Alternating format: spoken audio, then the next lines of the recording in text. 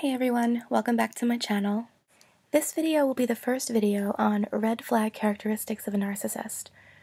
Really, everything up until now I've spoken about have been red flags, but I'm going to break them down even further for you so you can recognize them. This video will serve a number of purposes. If you're in a relationship with someone and you notice these traits in that person, hopefully you can make steps towards distancing yourself from them. If you were in a relationship with someone who exhibited these traits, and you're trying to make sense of it all, you can now better understand the type of person you are with, and hopefully you can feel better about no longer being with them. Hopefully listening to my red flag videos will give you more insight in dealing with these type of people, and also getting some closure in getting over the ending of your toxic relationship. And of course, if you're first starting to get to know someone, and they seem a little bit off, and you're suspicious that they might be a narcissist, you can hopefully use these videos as tools to recognize the red flag traits before you get too involved in the relationship. Sociopaths, which are now called antisocials, and narcissists and other manipulative and toxic people are usually extremely charming. They have to come across as likable. They want to trick you into thinking that they're good so that they can start to use you. They need to appear wonderful to get on your good side. The cerebral narcissist wants to seem intelligent and accomplished, while the somatic or histrionic narcissist wants to be attractive and sexy to you. They can't manipulate you if you don't fall for their act, so they will do their very best to come across as being the perfect person. As Dana from Narcissist Support puts it, they are emotional con artists, and if you don't let them in, their con doesn't work. Aside from being charming, narcissists have a very large presence about themselves. It's very loud, but not in an audible way. Their aura just takes over the room.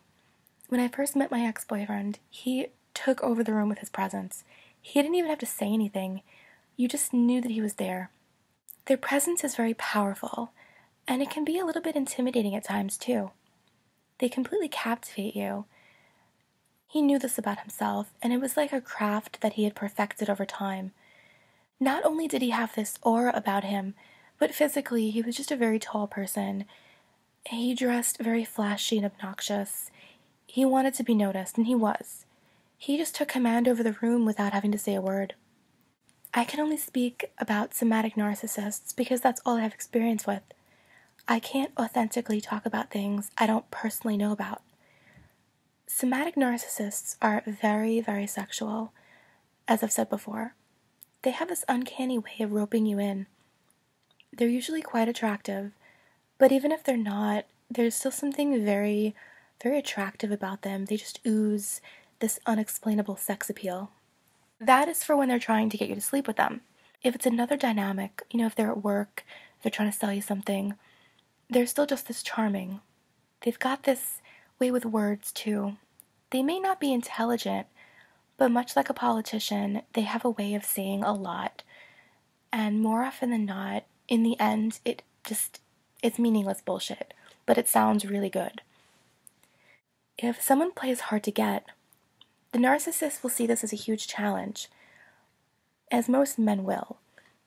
But if someone really does not fall for their charm, the narcissist will see this as a huge injury. If they feel rejected, it amounts to a huge blow to their ego.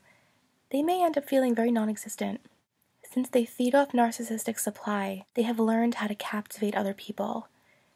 They've learned how to be a hunter. Much like a young lion cub learns how to hunt to survive, the narcissist has learned how to be a lion. At the end of the day, all I can tell you is that the narcissist is charming. But as far as how they learned how to be this way, I don't know. I know a great deal about how the mind of a narcissist works, but when it comes to their initial charm, I have no idea how it works.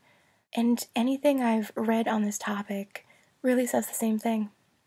I'd be really curious to hear what your thoughts are on that, so leave me a comment, start a dialogue. If you want to be anonymous, send me an email. My email address is in the About Me section. Generally, codependents, like me, and like most of us who have fallen for narcissists, are the ones who get very easily sucked in and captivated by their charm. I highly recommend Ross Rosenberg's book, The Human Magnet Syndrome, to learn more about this topic. I'm going to make a video in the future about codependency and the dynamic between narcissists and codependents and why we fall for their charm.